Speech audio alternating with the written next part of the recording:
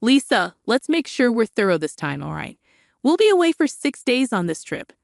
Okay, I've got plenty of time to clean thoroughly. Looks like I can get some good housework practice. I'll go for it, Lisa replied. She understood the importance of the task. I will make sure to clean thoroughly, she promised. Several days later, confusion struck. Hey, what's going on? We can't get into the house, exclaimed Lisa's husband. I figured as much. What does that mean? He asked, perplexed. What is this, Lisa? What did you do? Explain, where are you right now? What did you do while we were on vacation? He demanded answers. Allow me to introduce myself. My name is Lisa, a 30-year-old part-time housewife. I've been married to Henry, my husband, who's 4 years older, for just under a year. You could say we're still in our newlywed phase. I had envisioned a cozy life with just the two of us. That was the plan until we got married. After deciding to tie the knot, we purchased a house and started living together. Initially, everything was going smoothly. However, we encountered a significant problem. Honey, what's for dinner tonight? Henry inquired one evening. What did we have for dinner last night? Lisa replied. We had curry last night. Since it's summertime, something light would be nice today, Henry suggested. The problem? My in-laws started living with us without our consent. We never discussed living with my husband's parents. We bought the house with the intention of it being just for us. Yet, without a word to me, my in-laws decided to make themselves at home. Initially, they only came over on weekends, but it escalated. They brought their own furniture and started acting like it was their house. It would have been nice if my husband said something, but he didn't. He acted like a child in front of his parents with no opinions of his own. I'm worried. Mom, are you feeling the summer heat? Are you okay, Dad? Henry fretted. I didn't realize until after we got married, but my husband has always lived with his parents. I had only visited his parents' house once before the wedding, just to introduce ourselves, so I had no idea what his lifestyle was like. I had no inkling that he was such a mom's boy and a daddy's boy. Suddenly, living with his parents became stressful enough, but there was even more on top of that. Hey, Lisa, there's nothing I can eat for dinner today. Can you make something else? My husband asked. Isn't fish with foiled vegetables, greens, and soup okay? I suggested. I'm not in the mood for fish. I wanted meat today, he replied. My mother-in-law was acting like a princess as usual. She always found something to complain about, this or that.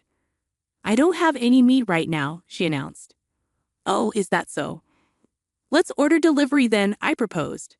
My mother-in-law then started ordering luxurious hors d'oeuvres, not the sort of thing one would usually order on a weekday. It's fine if she wants to splurge with her own money, but... I began. Hello, I'll take one of those luxurious hors d'oeuvres. Yes, you can charge it to the usual card, my mother-in-law interrupted, revealing that she had registered my card without my permission. At first, I was shocked and asked why she would do such a thing. Because everyone will eat. I order, right? It's everyone's food expense, so it's normal for you to pay, right? She explained, brandishing her own theory. Sure enough, if my mother-in-law orders too much food, everyone has no choice but to eat it. I reluctantly eat as well, but why should it be taken for granted that I bear the entire burden? I can't seem to fathom my mother-in-law's thought process, and my father-in-law is quite a character too. As a wife supporting a family of 4, I feel compelled to prepare both meat and fish dishes. Everyone might have different preferences, right? This is exactly why modern women are often so frustrated. Oh boy, you're the biggest oh boy here, I muttered to myself, exasperated. Of course, my father-in-law doesn't reprimand my mother-in-law for her whims. On the contrary, he seems to concur with her and blames me, projecting his stereotypical views onto me. They are indeed 2 peas in a pod. I suppose they believe that modern people just can't handle even the simplest tasks. It's a real problem. Good thing we have delivery, my father-in-law remarked. That's right. There's such a variety of delivery these days. I'd rather have delivery every day than Lisa's home cooking. My mother-in-law added with a chuckle. My in-laws seem to take pleasure in poking fun at me, even though I'm the one covering their food, living expenses, and even the mortgage for this house. Why should I be the butt of their jokes? Anger bubbled up inside me. As my in-laws continued to make themselves at home, I began to feel that being at work was a preferable option. Fortunately, my work was going well, and there was talk of a promotion. When I was asked if I wanted to be a project leader, I accepted without hesitation. I figured that if I kept myself busy, the stress from home would lessen. The days when I couldn't prepare meals increased, and if my in-laws ordered delivery, it couldn't be helped. At this point, I prioritized getting away from my in-laws. As a result, my overtime and weekend work increased, but I felt a sense of fulfillment. Just when I thought I could somehow manage, something unexpected happened on a Friday night. I came home after working overtime, and the house was completely dark. It was odd that my husband and in-laws weren't there. It was too early for them to be asleep. As I entered, wondering what was going on, I found a piece of paper on the table. It read, "We're going on a trip. We'll be back on Sunday." What I hadn't expected to encounter, perhaps even more than anger, was the sight that greeted me when I stepped into the room. It was cluttered with delivery containers and empty drink bottles. It was typical for my in-laws and husband not to do housework or tidy up, but they could have at least disposed of the trash before leaving. Frustration surged within me, and despite raising my voice, there was no one there to hear me. Feeling hollow, I took it upon myself to clean up the mess. As I sighed and filled bags with trash, a sudden thought crossed my mind. Where did they get the money for this trip? A chill ran down my spine.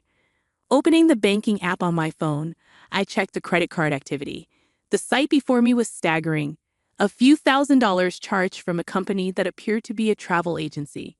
In a panic, I tried calling my husband, but there was no answer. Suppressing the urge to hurl the phone in frustration, I resorted to checking his social media accounts.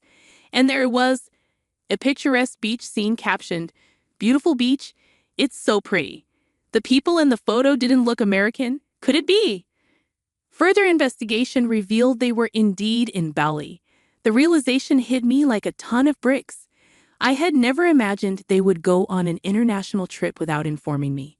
Drained and overwhelmed, I couldn't help but acknowledge that my husband's income hardly covered such extravagances. The main source of income was my salary, and I had been diligently saving as much as possible. I was consumed with worry about the future, but that all changed when my in-laws arrived. The mere thought of my husband and his parents using my hard-earned money to enjoy themselves at a resort ignited an uncontrollable fury within me. All the vague stress I had been feeling began to coalesce into clear, coherent thoughts. Why? How? What were they thinking? And until when? The endless contemplation of the future spurred me into action. When my husband and in-laws returned from their trip, slightly tanned, I found myself immensely irritated. However, I chose to keep my feelings to myself. We had such a good time. Going abroad is definitely worth it, and the cost for food and accommodation was so cheap, my in-laws exclaimed. I bit my tongue, resisting the urge to question who they thought was footing the bill for their escapades. As my husband engaged in conversation with his parents, his immaturity shone through. Begging for a summer vacation trip at the age of 35, he seemed like a child. Witnessing this behavior, a wave of disgust towards him surged within me. Attempting to regain my composure, I focused on preparing dinner. As frustration simmered beneath the surface, I mechanically moved my hands. Then my mother-in-law's remark cut through the air like a knife. "Oh my, there's so much dust here," she commented, running her fingers over the leaves of a houseplant. "That's not good," muttered my father-in-law, casting me a fleeting glance. "I didn't take Lisa because she had housework to do, and you didn't clean. What kind of day off was that?" My husband took the opportunity to criticize me. Unable to hold back, I asked again, "Because if you had done your housework properly all the time, I would have taken you on the trip. I didn't invite you because I was thinking about you with all your housework. Aren't we all, me, Dad, and Mom, considerate?" My husband said this with a straight face. Thanks for your thoughtfulness, I replied, suppressing my anger. My face twitched, and I turned my back, pretending to take ingredients from the refrigerator. Are you out of your mind? I shouted inwardly. I couldn't believe it. Leaving the house messy, taking a vacation with my money, and then coming back to say that. The amount of money spent on the credit card, which I checked while my husband and in-laws were traveling, made me even angrier.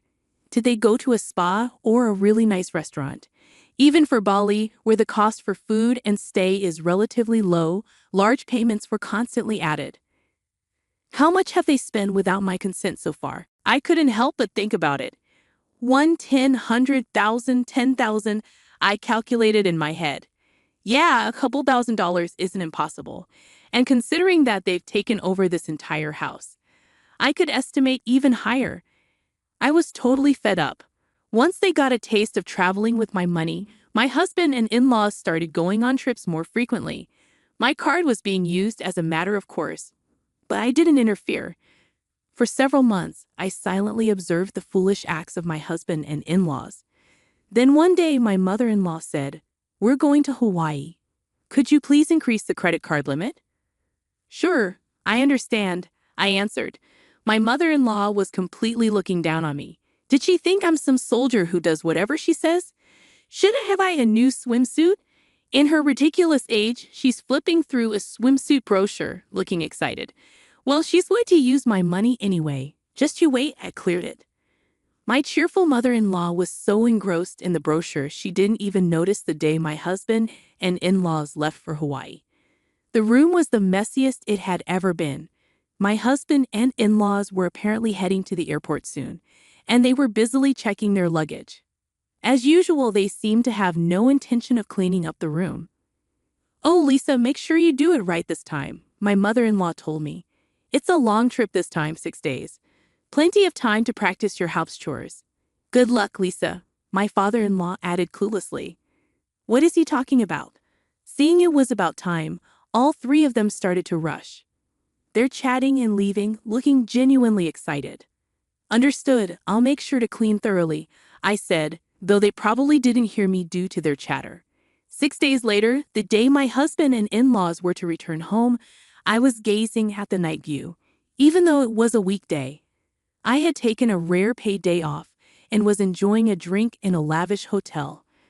My husband calls. I let out a sigh, leave my seat, and answer the call.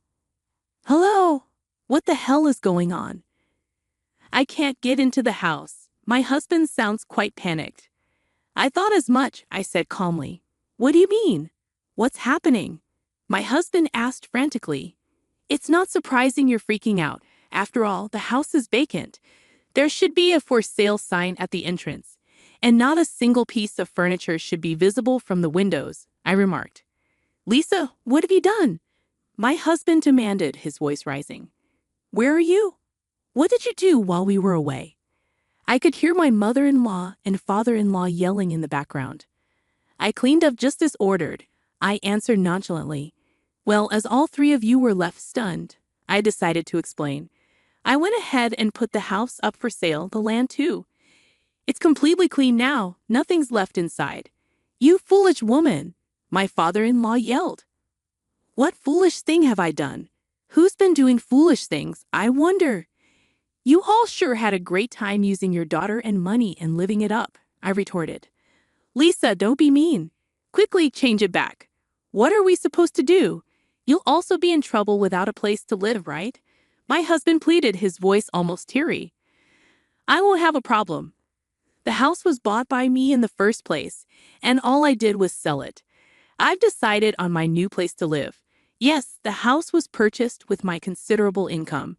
Of course, it's under my name. It was a house to which my husband had no rights," I explained firmly. "How could you? It was our home. How could you sell it without permission?" my mother-in-law exclaimed. "Please save your sleep talking for when you're asleep. It was never your home to begin with. You were just freeloading, right? Parasiting off me, right?" I countered sharply. "I've made up my mind. I can't continue like this, losing everything. I need to exterminate and rid myself of these harmful pests," I declared. "How dare you speak to Mom like that?" My husband's words were met with my swift retort. You're the pest too. I want a divorce. I'm going to demand my money back, which you've recklessly spent. I've already consulted with my attorney. The amount is...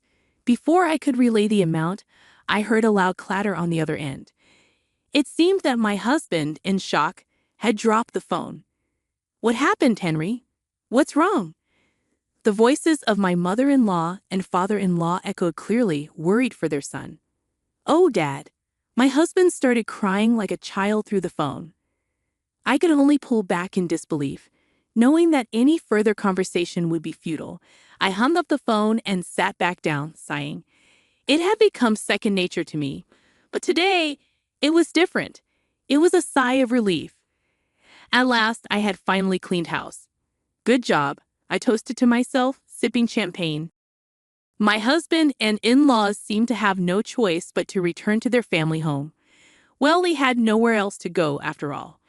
During the months from my decision to divorce until I actually brought it up, I found out that their home had turned into a hoarder's paradise. When I visited to introduce myself before marriage, the place didn't seem so disheveled. They must have hired professionals to temporarily tidy it up. Their house had a long-standing reputation in the neighborhood as a hoarder's home. Perhaps a messy house suited my messy husband and in-laws more than a clean one. Though my husband was reluctant about the divorce, he quickly accepted when confronted with my attorney, sobbing as he signed the agreement to pay me back the money they spent. It's not an amount he could easily afford with his salary, but it's only fair since he was the one who created the situation, recklessly indulging in luxuries with other people's money. And so I managed to completely sever ties with my troublesome family. However, I must regret the fact that I married such a man in the first place. Before we got married, I somehow managed to spin his troublesome traits in a positive light, finding him charming and laid back despite his flaws. Maybe I was too desperate as I approached my 30s. While occasionally venting about this to my colleagues, I go about my daily work. Will I be single forever from now on? I ponder aloud. You're still young. Don't say things like that. My colleagues play along with my complaints and jokes. You're right. I shouldn't give up hope. I concede. Would you consider someone younger? One of my subordinates asks. Was that a joke? Looking up, I see that their face is serious. Don't hoard unnecessary things. Cleaning is important, but maybe, just maybe, I don't need to give up hope, I realize. These days, I find myself pondering such things.